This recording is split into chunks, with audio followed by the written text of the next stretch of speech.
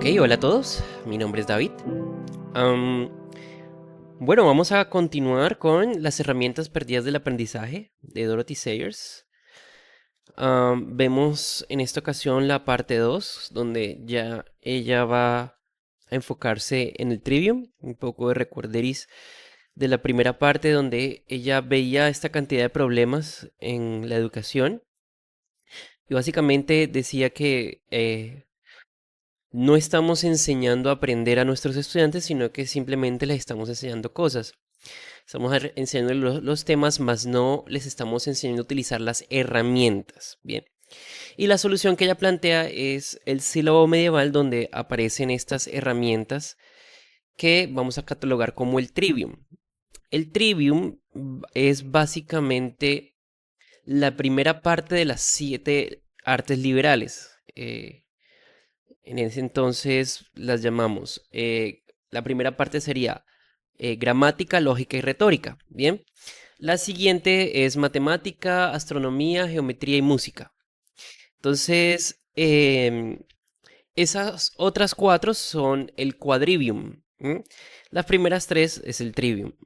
La distinción que ella hace en esencia es que al quadrivium también las llama asignaturas, un poquito más profundas, de más estudio quizás, o como no es que sean totalmente secundarias, pero sí lo plantea así, porque ella habla de cómo después de la modernidad o después del Renacimiento, más bien, ella dice que se amplió el quadrivium ampliado, es decir, más asignaturas y más temas donde podemos profundizar. Mientras que separa el trivium como las herramientas básicas para aprender cualquier otra cosa. Esa no es la definición oficial. Generalmente el trivium se cataloga como las herramientas del lenguaje y el quadrivium como las herramientas cuantitativas. Entonces, eso es como que alguna definición general que hay. Pero lo que ella habla aquí es de que estas son herramientas básicas que al desarrollarse le permitirá al estudiante aprender cualquier cosa. O sea, le está enseñando a aprender y le está enseñando a usar, a pensar. Básicamente ella cierra al decir, queremos que piensen bien. Ese es como que el propósito hacia dónde va. Bien, entonces vamos con las preguntas de previas a la presentación, preguntas que podemos pensar en ellas. Si quieren, pausen. Esto nos va a preparar nuestras mentes y corazones, si el Señor lo permite, para poder eh, ir con la idea principal y aprender de esto. Entonces dice, primero, ¿qué importancia crees que tiene aprender a pensar correctamente antes de acumular conocimientos específicos? Un poco con lo anterior. Segundo, ¿cuáles crees que son las habilidades fundamentales que debe poseer un estudiante para enfrentar el mundo moderno? Tercero, ¿por qué piensas que esas habilidades de comunicación efectiva y argumentación se han perdido en la educación actual? Cuarto, ¿cómo definirías el proceso de aprender a pensar y expresarse correctamente? Esa es, digamos que la pregunta un poco más centrada hacia todo. ¿Cómo definirías el proceso de aprender? Bien, y expresarse correctamente. Aprender a pensar y expresarse correctamente. Y quinto, ¿en qué medida la educación que tú recibiste o impartes fomenta la reflexión, el razonamiento y la expresión clara? ¿En qué medida estamos haciendo esto? Entonces vamos a mirar básicamente el trivium.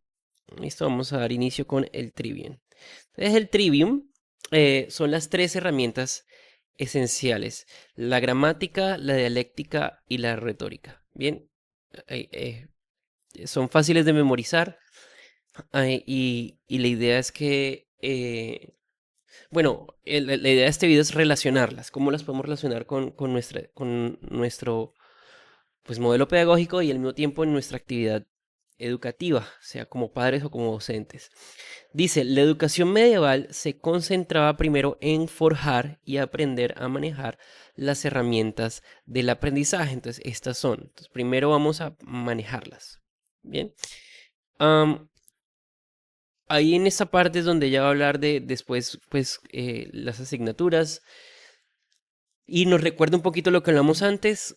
terminan siendo esas asignaturas o temas como medios donde yo utilizo estas herramientas, que es finalmente la forma correcta según lo que estamos viendo.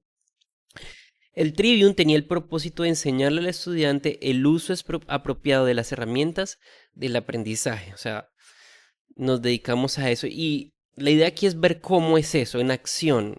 Va a haber un poco de, o sea, de explicación de cómo, de qué es y cómo se hace. Bien, ese es mi objetivo, ¿no? Entonces, la autora básicamente lo plantea en las tres etapas, no las tres etapas desarrolladas, plantea estas tres etapas. Ella dice esto que es muy acertado, que es una opinión acerca de ello, pero ella puede reflexionar y ver estas tres características y lo que le gusta es cómo empareja con las artes liberales. Entonces, básicamente lo que dice ella es esto, dice, hay cogidos fragmentos donde lo explica. Mis opiniones acerca de la psicología infantil no son, lo admito, ni ortodoxas ni progresistas. O sea, ni una ni la otra. Viendo hacia atrás, hacia mí mismo, pues soy la única niña que mejor conozco y la única niña que puedo pretender conocer desde dentro, reconozco en mí misma tres etapas de desarrollo. Entonces fue un poquito, no a priori, sino empíricamente que ella pudo darse cuenta de estas cosas. A estas las llamaré de manera improvisada, lorita, impertinente y poética. La última coincide aproximadamente con la aparición de la pubertad, entonces está como que organizando cómo fue su transformación mental durante el proceso de crecimiento. Eso es lo que dice. Ahora, me parece que el plan del Trivium se adapta con una singular propiedad, parece que encajara a estas tres etapas: la gramática a la era lorita, la dialéctica al impertinente y la retórica a la edad poética. Entonces son tres etapas del crecimiento del niño hasta llegar a... eh, ella dice que la aparición de la pubertad, quizás un poquito más, pero ya lo veremos. Igual ella propone finalizar todo este currículum a los 16 años, sería una forma pertinente de terminar. Ahora, eh, estas etapas que ella plantea, de nuevo, las ve desde una postura general de lo que vemos que sucede con nuestros niños. O sea, es algo como un conocimiento común, casi, sí, casi como sentido común, sí, conocimiento general. A ver, es familiar a nosotros expresiones y frases como los niños son una esponja. A nivel de neurociencias, vemos que hay una neuroplasticidad en el cerebro, es decir, que el cerebro tiene una capacidad muy alta de hacer cambios, de reestructurarse, de generar esos caminos. Eh, de hecho, ciertas radiografías y ciertos estudios muestran cómo esos caminos no están, pero empiezan a crecer rápidamente, mientras que en un adulto ya hay muchos caminos organizados, lo que hacen es fortalecerse. Por ejemplo, es algo que está, digamos, fundamentado y lo decimos coloquialmente: los niños son una esponja. Bien, ¿por qué? Porque absorben información. En segundo lugar están los chicos ya un poquito más crecidos, que empiezan a hacer preguntones y empiezan a desconfiar un poco de lo que se le ha enseñado, y eso es común. Como empezó su etapa rebelde o cosas así dicen, o decimos, sí, también. Entonces, o donde no nos aguantamos, que empiezan a hablar hasta por los codos, bueno, depende del niño. En fin, hay una etapa como de cuestionamiento.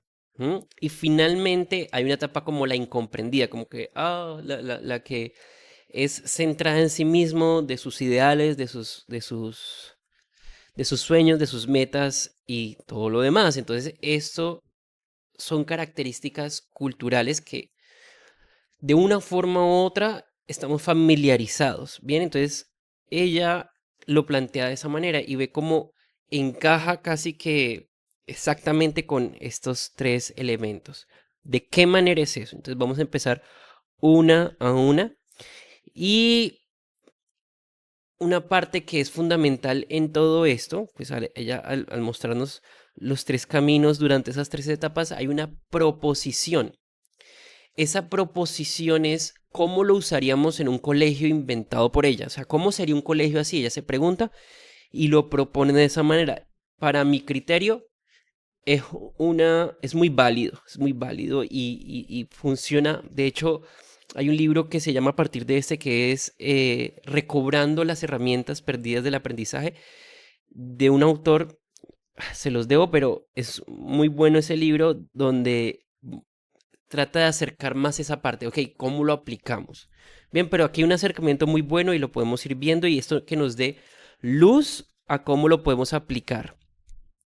Entonces, tenemos gramática, el fundamento del pensamiento. Entonces, iniciamos con la etapa gramática y aquí es donde se colocan los fundamentos. ¿De qué manera se colocan los fundamentos? Aquí es donde habla de la era lorita. ¿Por qué? Porque hay un énfasis en la memorización. Entonces, están recibiendo, al cerebro le está entrando la información, o al pensamiento, si depende cómo sea nuestra cosmovisión, al pensamiento, a la mente le está entrando esa información y está empezando a llenarse la mente, ¿bien? Esponja, está una esponjita absorbiendo. Entonces, aquí es la formación de fundamentos lingüísticos y conceptuales, puesto que esa es la forma en que entra a nuestra mente la información, por medio de la comunicación verbal, por medio de la comunicación visual, lingüística. Todos esos conceptos van entrando y se van dando forma dentro de la mente. Entonces, en esta época empieza a desarrollar el dominio del lenguaje y la estructura. La gramática debe enseñarse a través de una lengua con inflexiones, idealmente el latín. Entonces, ella que explica acá, el inglés no cambia los verbos en diferentes tiempos, no hay un cambio significativo. No en los tiempos, perdón. Por ejemplo, el ejemplo que quería dar es, no cambia según la persona, por ejemplo. Entonces, I run, you run, ¿bien? Pero en español, yo digo, yo corro y es tú corres, ¿bien? Entonces, eso es una inflexión, es decir, cambios en diferentes elementos verbales, en este caso el verbo. Entonces, ¿cuál es la proposición de ella? Que eso fomenta, eh, a ver, estructura nuestra mente de tal forma que vemos las estructuras más, o sea, como que nos es valioso colocar las cosas en su lugar para que se escuche bien en cierta manera. Am, es decir, cuando algo no, ella lo que plantea es que es a nivel analítico se desarrolla, o sea, yo veo que esto no está bien puesto acá, esto debe ir acá. Es como algo de función de ordenamiento. Entonces, las lenguas con inflexiones empujan un poco más allá. Creo que hay más argumentos, solo que el que ella plantea, que hizo enfatizar el que ella plantea de cómo desarrolla el latín al tener más conjugaciones, la mente de los estudiantes más que solo el inglés. Entonces, tiene una cualidad de poner a pensar un poco más al estudiante en cuanto a cómo está hablando. Eso es como hacia donde quiero llevarlos. Debe haber muchas más herramientas y muchas más habilidades. Sin embargo, lo que propone también es que haya un rico, y creo que aquí lo colocamos, que haya un rico, eh, una rica cantidad de fonemas, ¿sí? De tipos de formas de pronunciación, de lenguajes. Para nosotros aquí en América Latina, o sí, que estamos hablando español, quizás sea suficiente español e inglés. Tenemos el español, que es una lengua con inflexiones, y tenemos el inglés, eh, que es muy expresiva. Entonces, podemos tener una variedad de fonemas. El inglés es muy bueno en eso y, y es una división muy clara con el español. Entonces, eso también lo propone ella. O sea, hay varias razones, solo que ella estaba apuntando hacia estas. Entonces, desarrollar el dominio del lenguaje y la estructura, la gramática debe enseñarse a través de una lengua con inflexiones, por su valor formativo y analítico. Bien, la gramática no solo como asignatura, sino como herramienta. El objetivo es diversidad auditiva y fonética, aprovechando la etapa de la flexibilidad lingüística. Entonces, están absorbiendo y están recibiendo, digamos, estos elementos básicos. Entonces, ¿qué pasa acá? Que digamos que es el centro. Están tomando estas bases, están cimentando estas, o sea, están llenándose de cimientos. Bien, y no siempre ellos van a entender del todo lo que significa cada cosa, pero esto lo están recibiendo, porque es más adelante, no ahora, y esa es la parte que nos cuesta un poco pensar, más adelante es donde se dará uso a estas herramientas y es donde se va a preguntar, bueno, pero ¿por qué esto va acá y cómo esto encaja con esto?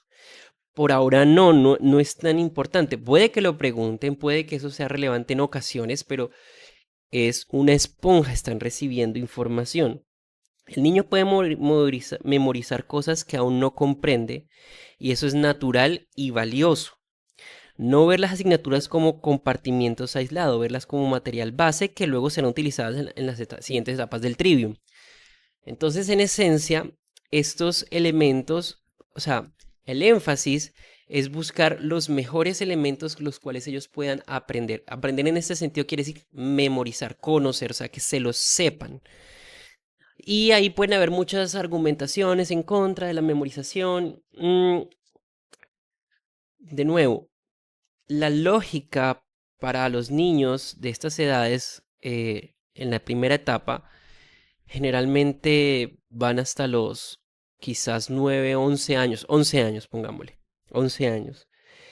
En ese punto, no decimos constantemente lo lógico que son.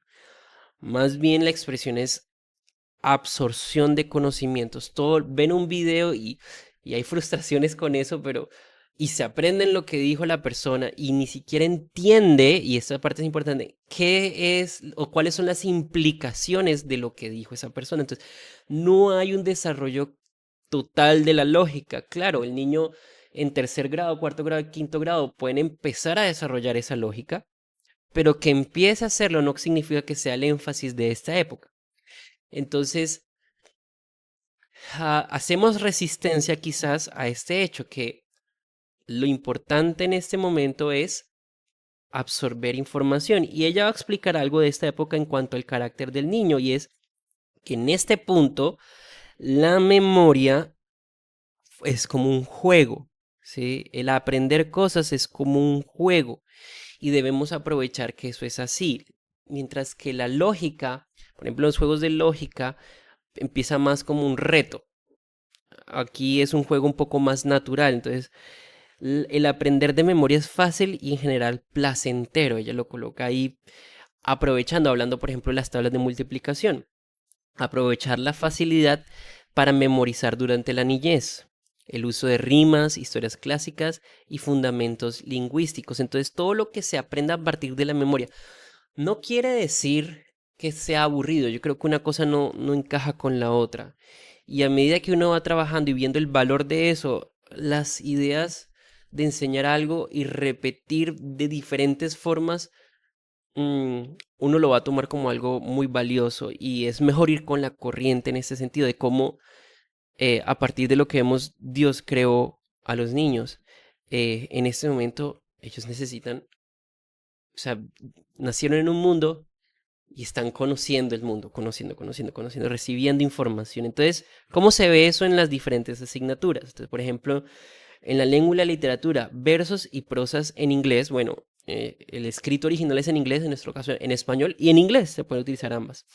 Historias clásicas, mitos, leyendas, recitación oral, individual o grupal, con preparación para la retórica futura.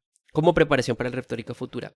Cuando yo recito algo, no sé, un poema, el niño no realmente, hicimos un ejercicio también, por ejemplo, con Rafael Pombo en tercer grado, y todas las implicaciones de la historia no las entienden, pero pueden repetir a memoria mi ronga, ¿sí? O el renacuajo paseador. O sea, se lo pueden saber completamente y quizás no se enteran que al final se lo come el pato, se comió a la rana, que fue lo que me pasó a mí de niño. Yo no supe que realmente qué le pasó al sapo, no lo captaba realmente. Y eso está explícito, pero no sé, el hecho de cómo está escrito, esa parte como que la bloqueé, pero me sabía todo, todo el poema. Más adelante, unos años después, ándale, se lo comió el pato. Entonces, ellos son capaces, estoy hablando de una de 8 años, son capaces de memorizar muchas cosas y repetirlas fácilmente. Y esa expresión verbal rica les va a servir más adelante, por ejemplo, para la retórica. Bien, el aprender las estructuras del lenguaje, primero, por ejemplo, en inglés usábamos mucho sujeto, verbo, complemento para simplificarlo. Entonces, el que se acuerden que sujeto siempre va primero sujeto, luego va el verbo en presente simple y complemento. Esas cosas estructuradas es de memorización. Yo debo recordar que siempre va así. Más adelante ya yo puedo jugar con estos elementos, cambiar, intercambiar, etcétera, etcétera. Bien, pero manteniendo esos lineamientos y esas leyes o esos principios en mi memoria. Am, Historia, fechas claves, eventos, anécdotas, personajes históricos, asociar fechas con aspectos culturales, vestimenta, arquitectura, vida cotidiana, construcción de una estructura cronológica mental. Entonces, todos esos elementos, em, qué vestimenta usaba cuando estaban en la conquista con Cristóbal Colón, qué vestimenta tiene cada región, en nuestro caso en Colombia. Todos estos elementos, ¿sí? Están creando una enciclopedia mental, una línea de tiempo en la mente de nuestros estudiantes para saber cuál es el orden de nuestra historia. Simplemente es importante que eso esté. Las implicaciones de ello van a ser trabajadas después. Y en esa época donde se trabajan, creo, para mi percepción es una de las épocas más importantes, pero ahorita no están ahí. Bien, geografía, mapas, regiones, accidentes geográficos, fauna, flora. Yo me acuerdo, el que más tuve que estudiar fue el mapa político de Europa. Fue uno de los que más me costó trabajo. Y me recuerdo leer y intentar y jugar con mi papá y me preguntaba y otra vez decía, y era un reto para mí aprendérmelo, am, pero más que todo yo lo quería saber. O sea, no es tanto como que voy a ganar, no, no, no. Yo me parecía chévere saberlo. Bien. Am, Igual también eso genera un esquema claro del mundo, o sea, como que todas las piezas están cayendo para tener contexto del mundo en el que habitamos. Es una forma de verlo. Ciencias, historia natural o filosofía natural. Entonces, en este caso, entender diferentes teorías, existen teorías, existen elementos, y ahora voy a hablar un poco de la teología. Ah, digamos que sí, estos elementos existen y así hacemos las cosas y así entendemos cómo clasificamos a los animales, etcétera, etcétera. Entonces, uso de colecciones, identificación de especímenes, valoración del conocimiento clasificatorio, animales, constelaciones, plantas, o sea, esto es lo otro. O sea, es como una enciclopedia del conocimiento que tenemos de las cosas a nuestro alrededor, el mundo científico. A nivel teológico vamos a hablar un poquito al final. Bien, lo que la autora hablar así es en general que la teología es la asignatura maestra, es como la más grande de todas, donde realmente ella es la que puede abrazar todo el conocimiento. Todo puede ser visto en relación a la teología, porque porque básicamente estamos formando una cosmovisión. Matemáticas, buen momento para aprenderse las tablas. Y puede ser un juego, puede ser por canciones, las formas geométricas, cuáles son, o sea, identificación de elementos. Agrupación, operación simples, restas, multiplicación, división es el mejor momento para hacerlo. Reconocimiento visual y memorización de patrones. A veces los patrones quedan un poco atrás del proceso, pero son muy importantes. De hecho, es una de las herramientas vitales donde se puede trasladar ese aprendizaje a muchas otras áreas. El reconocer patrones es una de las herramientas más importantes que hay. Entonces, esto es de la era lorita. Entonces, ¿por qué se llama lorita? Porque un loro repite. Entonces, estamos repitiendo, repitiendo, repitiendo, repitiendo, repitiendo. De diferentes maneras. Que repita no quiere decir que lo haga igual siempre. ¿Sí? Yo puedo trabajar, digamos, oraciones. Entonces estoy trabajando oraciones. Entonces, obviamente cambio el tipo de oración, pero también puedo cambiar el contexto de esa oración, etcétera, etcétera. El tipo de actividad, hoy es en el tablero, en el cuaderno, hoy la vamos a hacer como una pancarta. Son las ideas, pero ya esos son como las formas. Lo importante es que puedan ellos llegar a memorizar. Y hay un principio en educación clásica que es la repetición es la madre de la memoria. Y la memoria en este caso es supremamente importante.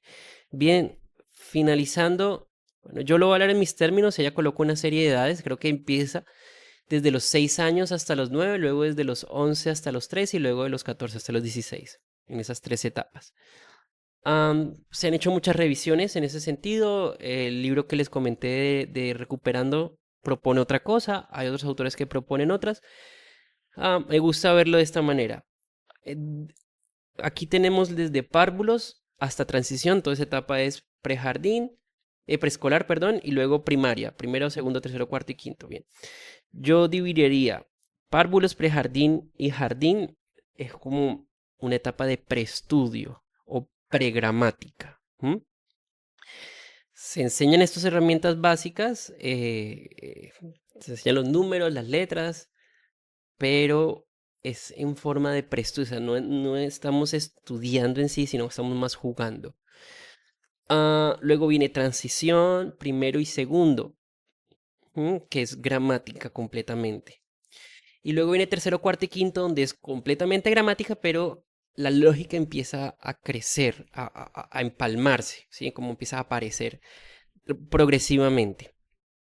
Ya en sexto viene lógica y podríamos decir que de sexto a noveno es una etapa lógica. Algunos colocan hasta octavo, puede ser también viable. De pronto noveno es como también vemos esa transición. Y finalmente décimo y once podríamos argumentar que se llama la etapa lógica. La dialéctica, etapa retórica, perdón, décimo y once. Bien, la dialéctica, que es la etapa lógica.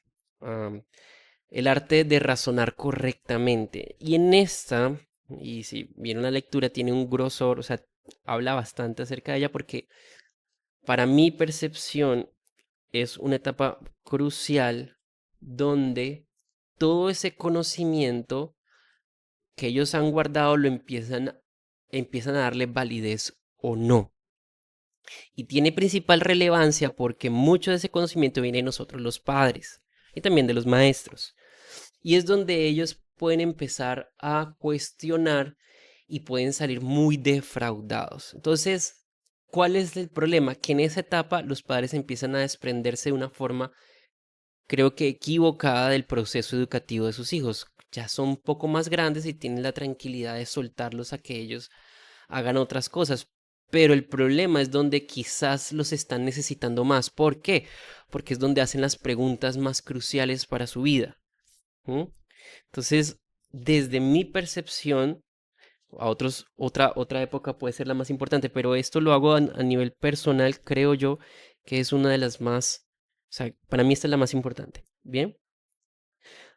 Y es donde muchas veces más bajamos los brazos, nos descuidamos, dejamos de hacer nuestra tarea y es problemático. Entonces, los niños argumentan naturalmente, en ese momento, en ese proceso, en esa etapa donde vamos. Definen, dividen conceptos, entonces ellos están argumentando el porqué de las cosas y si esto, entonces esto, y lo hacen muy natural, no necesariamente tiene que ser un lenguaje académico para hacerlo. La cuestión es que ellos necesitan dirección, entonces solo necesitan dirección. Se desarrolla la capacidad de argumentación lógica. Sin esa dirección pueden caer en muchos problemas, unas, digamos, falacias, lo llamamos en la lógica.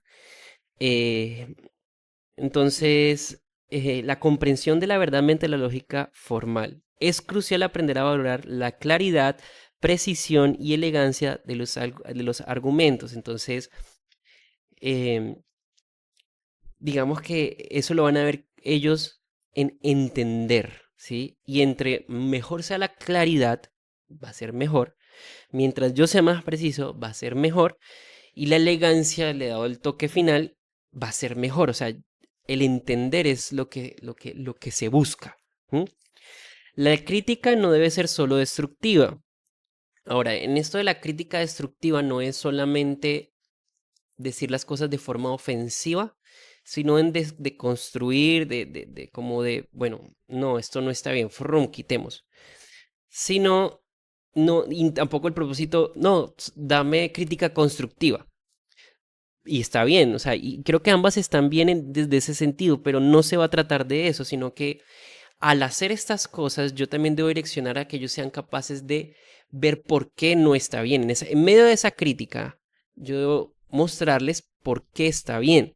Entonces, no se debe, la crítica no debe ser solo destructiva, sino ser capaz de detectar falacias, ambigüedades, irrelevancias y redundancias. Bien, que ellos detecten estas cuestiones y como ven, todas esas cuestiones son mentales y abstractas. Entonces, mucho de ello se desarrolla en la práctica. Y ahí es donde nosotros quedamos como sin capacidad de hacerlo. ¿Cómo lo hago? Bien, se anticipa que los jóvenes serán intolerables. Es decir, ya no me lo aguanto más, no quiero más preguntas. ¿Sí? Y eso es por naturaleza. Pero es mejor canalizar su actitud crítica. O sea, am, por mucho, o sea, van a ser difíciles. El niño más intolerable es el que quizás tenga más potencial. Es una forma de verlo. Y en ese sentido, yo debo canalizarlo, porque puede tener mucho potencial ese niño. Bien. Los maestros deben estar bien preparados, porque los estudiantes usarán herramientas dialécticas para criticar, desafiar argumentos y evaluando la enseñanza que les damos. Entonces, Em, eso es curioso porque básicamente yo le estoy dando herramientas y con esas herramientas se las va manejando mejor y capaz llega un momento donde me sobrepase muchas cosas, me haga preguntas que yo no sé cómo responder y quede mal parado. Yo debo saber que siempre me está evaluando, siempre me está observando. Mis hijos, mis estudiantes me están observando cómo me comporto, cómo hago, qué hablo. Y en esta época si lo que digo es coherente o no. Y es donde empiezan a hacer, por ejemplo, si estoy siendo consecuente con mis palabras, si estoy siendo hipócrita. Por eso creo que es una de las etapas más importantes. Bien, en esta parte esencial nos van a coger la caída muy rápidamente. Al final de esa etapa, el estudiante reconoce que el análisis lógico no basta. Entonces, ah, cuando está bien dirigido, cuando está bien dirigido, es, si está mal dirigido, muy probablemente él va a terminar pensando que sabe más que los adultos, que todos los adultos, que él sabe más que todo el mundo. Y eso es problemático, muy problemático. Pero si están bien dirigido, direccionado, donde hay conversaciones ricas que desarrollan este pensamiento, lo retan, lo llevan a pensar correctamente y se enfrenta con otras personas, pero de una forma correcta, donde su lógica va a estar a prueba, va a llegar un momento donde va a decir que la vida no es lógica solamente. Y eso es esencial y primordial. am, es muy necesario y necesita sobrepasar esa etapa. La imaginación entonces va a ser reavivada. Mm, ahí es donde yo veo el tema de la fe de una forma. Hay conceptos bíblicos eh, que no entiendo solo a partir de la lógica, sino que necesito, lo veo principalmente a través de las historias. Y estas historias alimentan mi imaginario ético, es decir, veo yo el modelo, por ejemplo, en Cristo, cómo se comportaba alrededor y las historias que cuentan y me inspiran a un nivel que mi mente por la lógica no da abasto. Lo único que me queda es confiar. Lo único que me queda es agarrar lo que puedo. Es como si pudiera agarrar esas ideas, pero no las puedo explicar del todo, sino que con el tiempo y al ir haciéndolas como a fuerza de práctica, como quizás dice Pablo, voy siendo transformado. Es un ejemplo. Entonces, no, el mundo no es solo lógica, pero yo debo agotar este recurso y abrazarlo por completo y captarlo completamente para que yo me dé cuenta de eso. De lo contrario, voy a pensar que la lógica domina todo y lastimosamente es lo que veo que sucede en muchas ocasiones. A veces yo no debo hacer las cosas solo por lógica, sino también por convicción. Y la convicción es, muchas veces no parece que es lo mejor, pero yo creo que es lo mejor porque creo en Dios. Es un ejemplo. De pronto mi hijo se portó mal y mi deseo o lo lógico que yo debo hacer es castigarlo. Bien. Ah, pero hay algo en mi mente y es la gracia. Entonces yo, pero ¿cómo la gracia va a ser? O sea, uno aprende, a menos de que uno le pasen las cosas, uno no aprende. Entonces él debe recibir las consecuencias para que pueda aprender. Y puede ser, pero también hay gracia. Y la gracia dice, por ejemplo, que el que mucho se le perdona, mucho ama. Entonces la lógica ahí como que está como dividida. Entonces no es todo, la lógica no es todo, pero es una etapa muy importante y debemos llevarla hasta la maestría, o sea, realmente ser eh, muy capaces de razonar y allí podremos entrar a la siguiente etapa. La imaginación se reaviva, o sea, necesitamos una herramienta nueva. Y esa parte es muy importante también porque hemos escuchado la expresión de razonamiento frío, ¿sí? Como que los hechos duros, sí, los hechos, entonces en inglés es hard facts, o cold facts también es como los hechos claros, entonces a partir de los hechos, y esta es la verdad porque así son, entonces, pero uno ve que de pronto hay algo más allá de ello y empieza a apreciar cosas adicionales, entonces eh, ella expresa búsqueda de síntesis de cómo están relacionadas las cosas, la belleza, cómo esto muestra la gloria de Dios, cómo las cosas bien hechas brillan por sí mismas, cómo hay una profundidad mayor, que es lo que colocamos acá. En ese punto, donde empieza a haber esa necesidad, quiere decir que están listos para la retórica, que es la tercera etapa. Una forma de dividirlo es, esto lo vamos a ver en otro libro, pero una forma de dividirlo es conocimiento, inteligencia y sabiduría.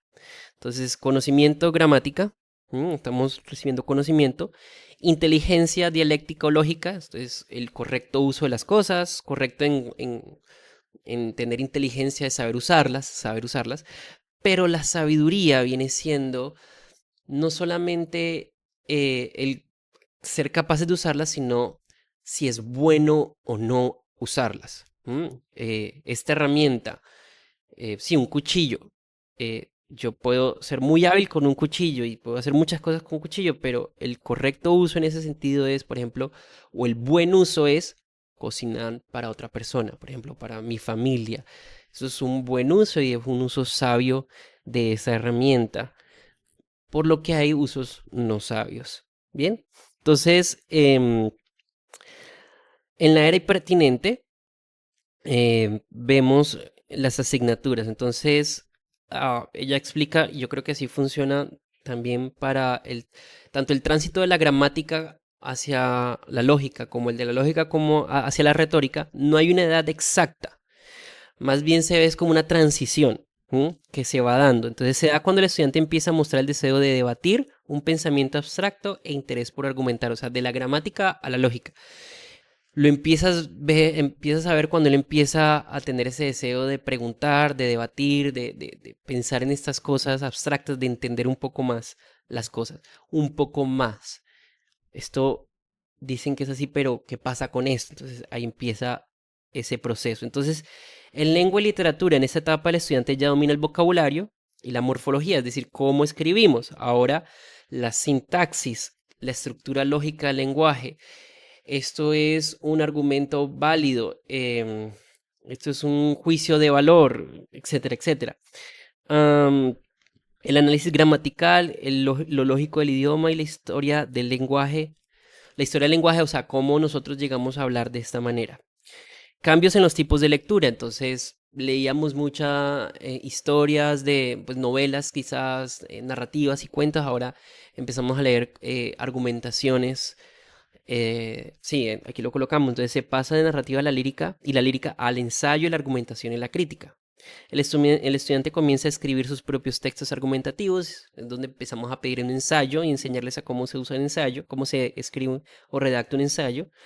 Se le da importancia al debate y a la representación dramática. Las clases adoptan formas más activas, es decir, que los estudiantes empiezan a interactuar más abiertamente. En todas las etapas, para mí, el método socrático es esencial, eso es un tema aparte, pero aquí es donde empieza el fuego completamente. En matemáticas, la matemática es la asignatura de la lógica, ¿sí? Por excelencia. Entonces lo coloca ya como un subdepartamento de la lógica. Entonces el álgebra, la geometría y la aritmética avanzada se entienden como ejercicios de razonamiento lógico. Nosotros en primaria vemos lo que son los conjuntos, pero ya a este punto ya podemos ver el lenguaje de razonamiento que los conjuntos dan. O sea, simplemente se los aprenden en primaria, pero aquí ya empiezan a usarlo. Todo A es B, puede ser. Aplicaciones del silogismo a números y a medidas deben integrarse el pensamiento lógico general y no como solamente matemáticas, que ahí es donde podemos tener muchos errores. En historia y teología se convierte en materias de análisis ético y político. O sea, antes simplemente sabíamos qué pasó, ahora por qué pasó. ¿Bien? ¿Fue justa cierta ley? ¿Qué argumentos existen para tal forma de gobierno? O sea, de esta forma de gobierno, ¿por qué es buena o por qué es mala? ¿O qué argumentos? ¿Cómo puedo yo validarlo o no? Y desde la teología va un encaje constantemente a partir de las enseñanzas de las escrituras. Entonces el dogma, las enseñanzas, por ejemplo la teología sistemática, las doctrinas que tenemos, cómo encajan. Entonces aquí aplica principios éticos a casos reales, o sea, cómo encajan en la vida diaria.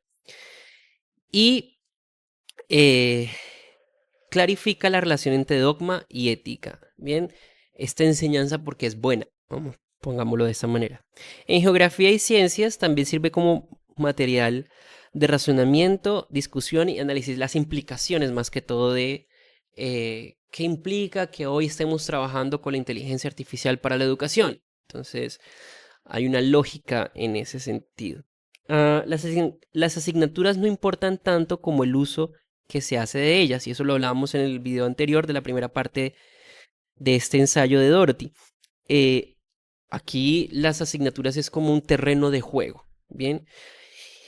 Y importante, todas deben verse como material de ejercicio mental.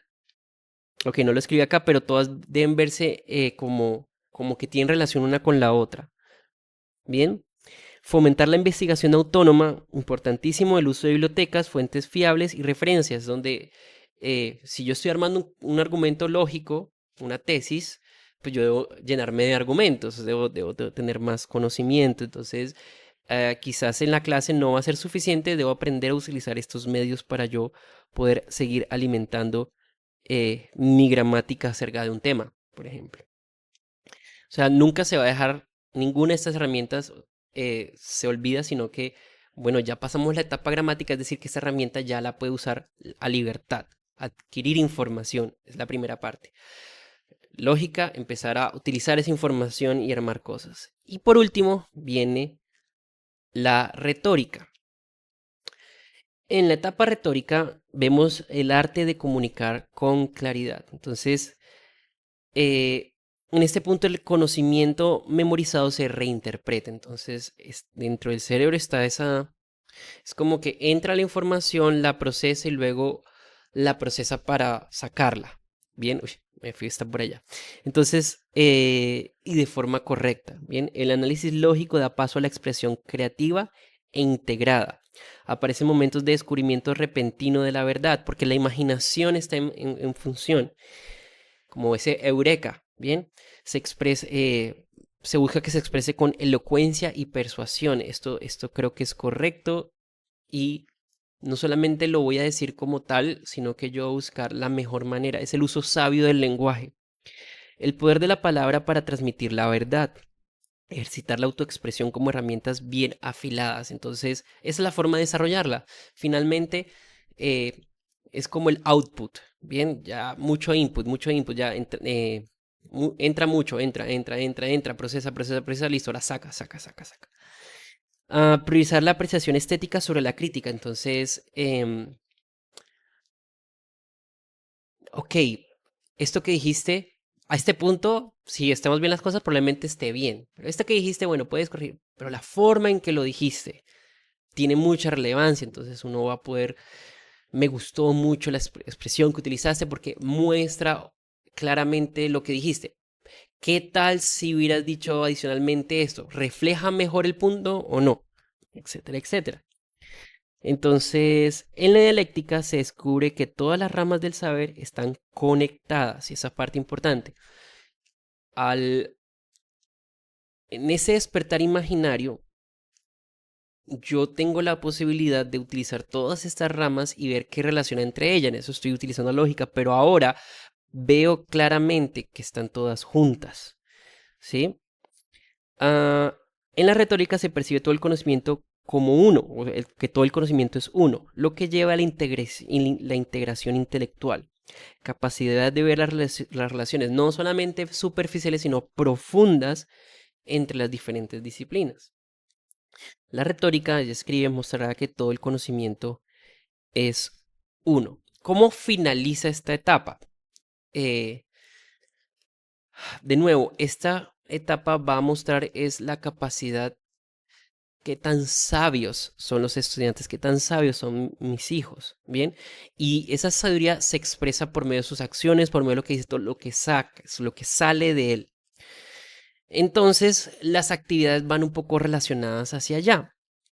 La idea es que pueda desarrollar cosas preferiblemente en áreas donde se sienta más cómodo, es donde argumenta nuestra autora. Entonces, las herramientas ya forjadas deben dar paso a la aplicación autónoma y la especialización guiada. Ahí ya buscamos esa expresión,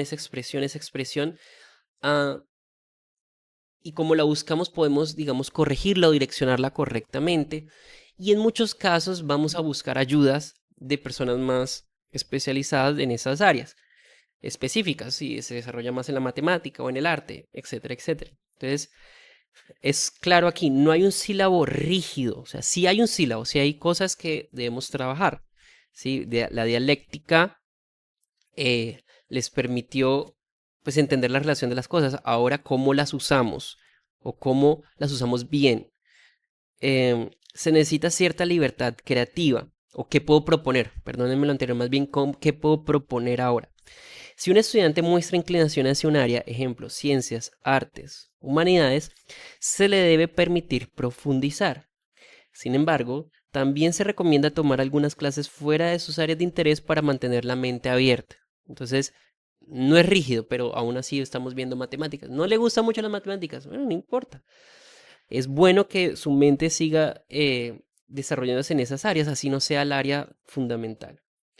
Aunque la teología, que es la ciencia maestra, y ahorita hablamos un poquito de ella, vamos a hablar un poquito de ella, no se estudie formalmente, debe haber un esfuerzo por cruzar las fronteras entre las ciencias y humanidades. Entonces, eh, el argumento aquí es que la forma real de unificar el conocimiento o las áreas, ¿sí? Darse cuenta que todo es uno es por medio de la teología, es la que finalmente va a permitir unirlo todo y evitar que el estudiante se vuelva técnico pero superficial o humanista sin método. Entonces, ella da un argumento y lo vemos en la parte inicial, en la parte uno, donde habían personas muy especializadas en un área pero ni idea en otras y eso es un problema.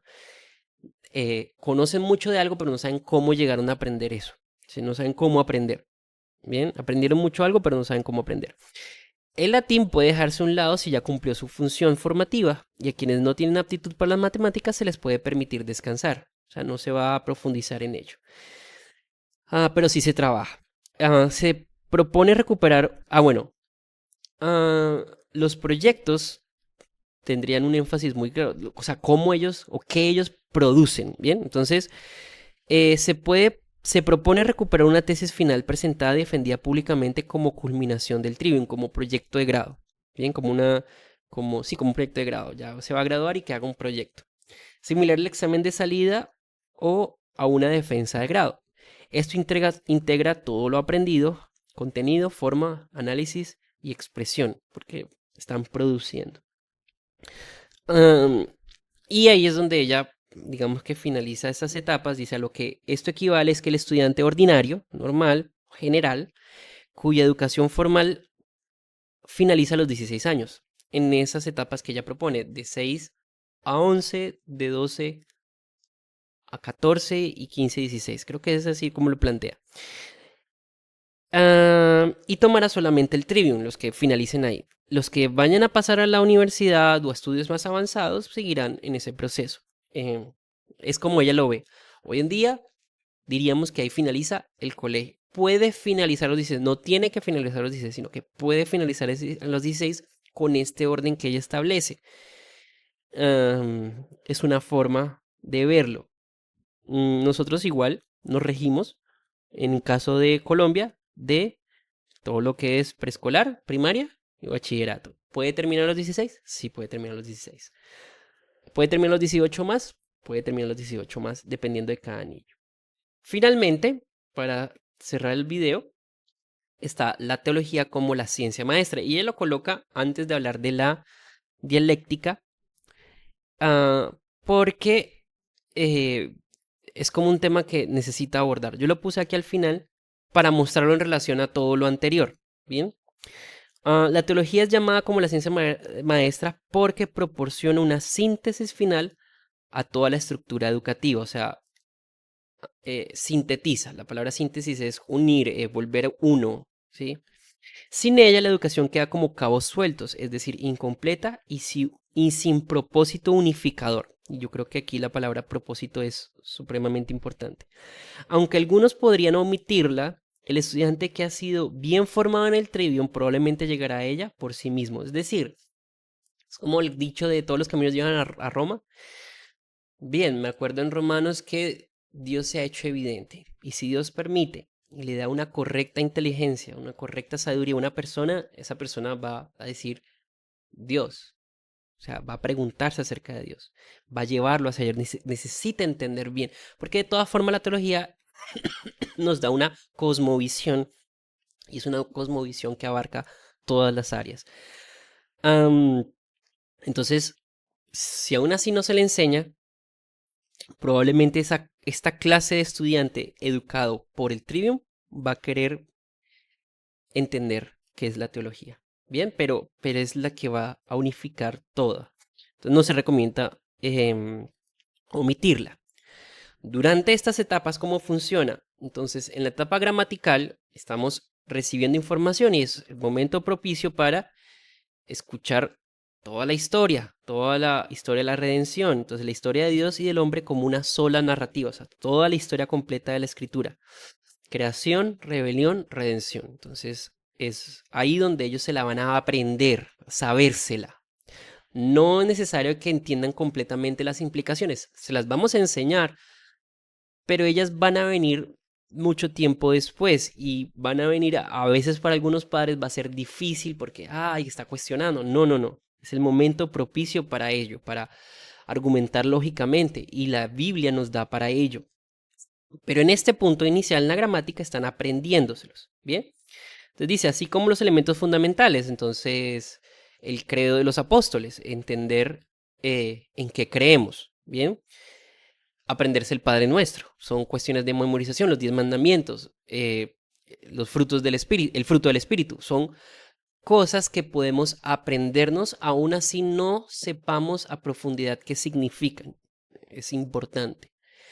Luego, ya en la lógica y en la dialéctica, ese desarrollo es donde empieza como o sea, empieza lo bueno, podríamos llamarlo de esa manera. Entonces, la lógica como disciplina clave de esta etapa, o sea, desde la lógica empieza como que la cuestión en sí. La facultad central ahora es el razonamiento complejo, perdón, y no la memoria. Entonces, ahora sí, ¿qué implicaciones tiene esto? ¿Qué quiere decir que el Señor dice, bienaventurados los pobres en espíritu? ¿Qué es eso? ¿Cómo así que tengo que ser pobre de espíritu? Ya hay una implicación. Antes es sabérselo. Ah, bienaventurados los pobres de espíritu. Ahora no, ahora sí es como así. Se ha dado demasiada importancia a lo intuitivo e inconsciente. Eso es una crítica. Em, Aprenderse las cosas, o sea, el problema aquí es que muchos pueden terminar metiendo los dedos a la boca a las personas si no logran razonar correctamente sobre esto. Se cree erróneamente que la lógica solo trabaja con proposiciones vacías o no verificables. Es el riesgo que tiene la lógica, de que finalmente nos volvemos si algo lógico o no, y ya, o si hay argumentos para esto, o si hay razones para algo, lo hacemos, o si no, no. Entonces puede volverse muy plano.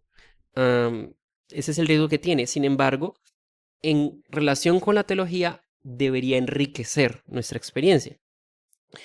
No entrar en el pensamiento lógico deja el campo abierto a lo irracional o emocional, o sea, entender las cosas como porque sí, o porque me parece, o porque me pasó algo, o porque siento que es así, y no es bueno porque esto lleva a la manipulación por intuiciones no filtradas, o la manipulación de muchas otras cosas. Bien, entonces, la dialéctica, en este sentido, no lo coloqué finalmente, es esa persona que es capaz de actuar en relación a lo que entiende de la escritura.